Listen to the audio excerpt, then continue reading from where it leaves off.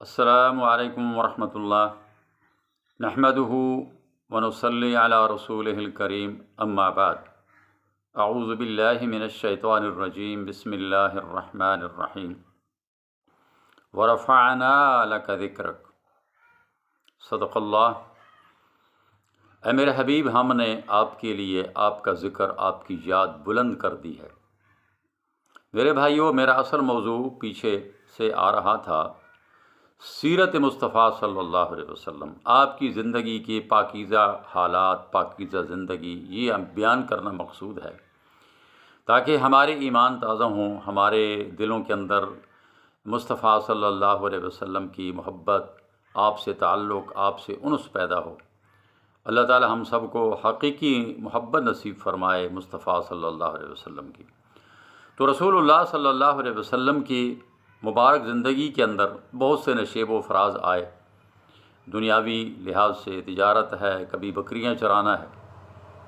سیدہ خدیجہ رضی اللہ تعالی عنہ ام المومنین، یہ مکہ کی قریش خاندان سے تعلق رکھتی تھیں، بڑی مالدار تھیں، بڑی ذہین و فطین تھیں۔ اللہ تعالیٰ نے حسن بھی دیا تھا اور بڑا ذہن دیا تھا، اور مال سے بھی اتنا نوازا تھا کہ مکہ کے اندر کسی اور عورت تاجر کے پاس اتنا مال تجارت نہیں تھا جتنا خدیجہ کے پاس تھا۔ آپ رضی اللہ تعالیٰ عنہ اس سے پہلے 2 نکاح کر چکی تھیں، یہی تاریخ سے پتہ چلتا ہے۔ اس وقت آپ کی عمر تقریباً 40 سال ہو رہی تھی جب محمد مصطفیٰ صلی اللہ علیہ وسلم کی صداقت اور دیانتداری کا شہرہ انہوں نے سنا، تو انہوں نے چاہا کہ میں اپنا مال تجارت جس طرح پہلے لوگوں کو مزاربت کی بنیاد پر دیا کرتی ہوں، اس طرح آپ چونکہ مکہ کے اندر بڑے صادق اور امین ہیں، تو اس دفعہ مال اپنا تجارت کا میں ان کو دے کر بھیجتی ہوں۔ تو انہوں نے اپنا غلام بھی ساتھ کیا، میسرہ جس کا نام تھا، اور محمد الرسول اللہ صلی اللہ علیہ وسلم جبکہ آپ کی عمر مبارک تقریباً 25 سال ہو رہی تھی، اپنا مال تجارت دیا اور بھیجا کہ شام کے علاقہ سے تجارت کر کے واپس آ جائیں۔ اب وہاں جب یہ شام کے جس علاقہ میں تجارت کے لیے گئے تھے، آپ کا سیدہ خدیجہ کا غلام بھی آپ کے ساتھ تھا، میسرہ۔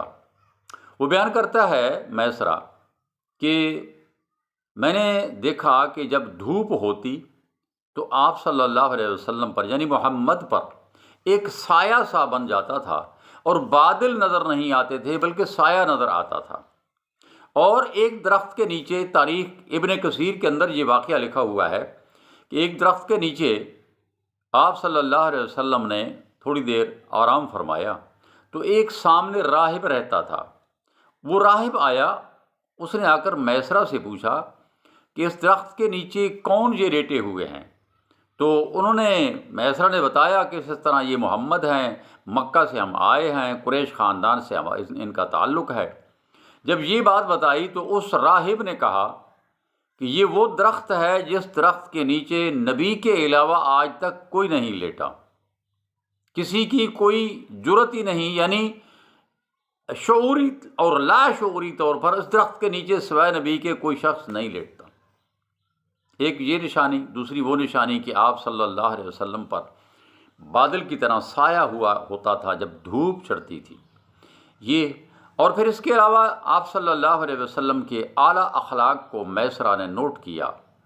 یاد رکھیں، رسول اللہ صلی اللہ تعالیٰ علیہ وسلم کی حدیث پاک کا مفہوم یہ بنتا ہے، کسی شخص کو اگر پرکھنا ہو نا اخلاقی معیار پر، تو اس کے ساتھ آپ یا سفر کریں اور اس کے ساتھ لین دین کریں۔ 2 کام جب آپ کریں گے، لین دین اور سفر، آپ اس کے واقف ہو جائیں گے کہ یہ شخص اخلاق کے کس درجہ پر فائز ہے۔ اب میسرہ جب رسول اللہ صلی اللہ علیہ وسلم کو، یعنی محمد کو دیکھتے، اور تو بڑے حیران ہوتے کہ آج تک میں نے ایسے اعلیٰ اخلاق کا شخص نہیں دیکھا ہے۔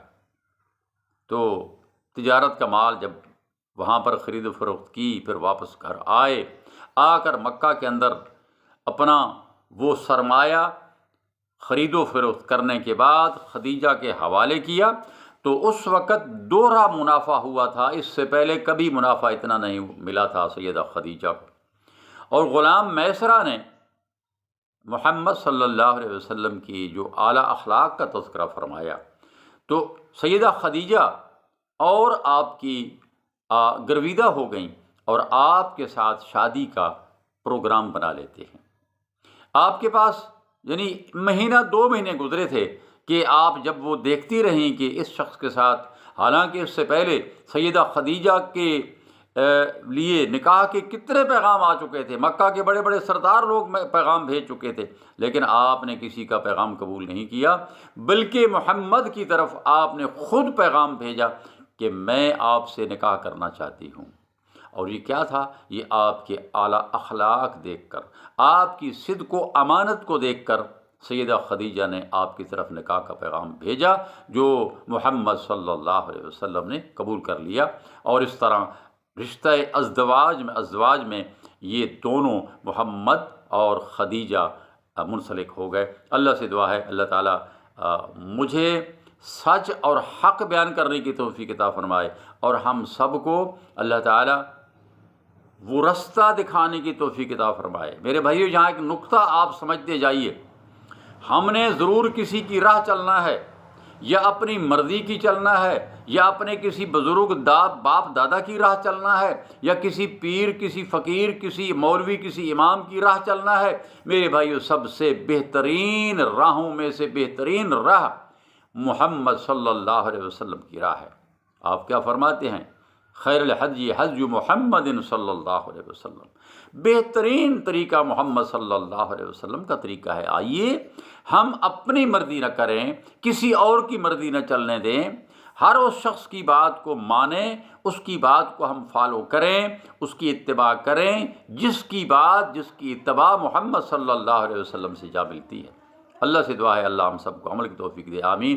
وما علیہ الا البلاغ، وآخر دعوانا الحمد للہ رب العالمین۔